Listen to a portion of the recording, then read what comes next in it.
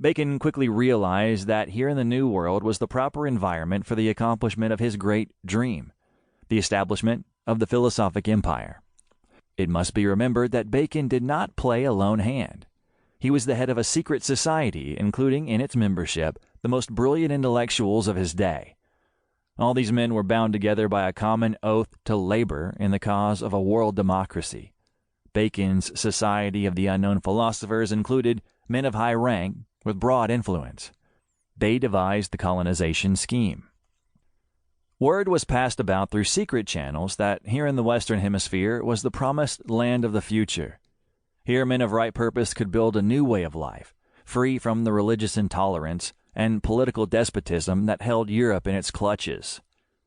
The history books tell us that the colonists made the long and dangerous journey in small ships in order to find a place where they could worship God, each according to the dictates of his own conscience. There is, however, much more to the story than our historians have dared to suggest. Among the colonizers were some who belonged to the Order of the Quest, but it was not long before religious strife broke out in the colonies, for men do not change their natures merely by changing their place of habitation. Much of the intolerance of the Old World came over to plague the beginnings of the new civilization. It was not easy to preserve high principles in pioneering a country. A lot had to be done before the philosophic empire could emerge out of the simple struggle for existence.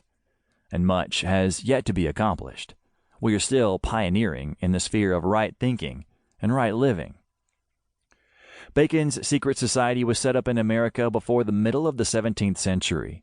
Bacon himself had given up all hope bringing his dream to fruition in his own country, and he concentrated his attention upon rooting it in the New World.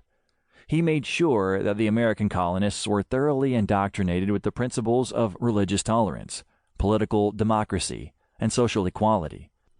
Through carefully appointed representatives, the machinery of democracy was set up at least 100 years before the period of the Revolutionary War. Bacon's secret society membership was not limited to England. It was most powerful in Germany, in France, and in the Netherlands.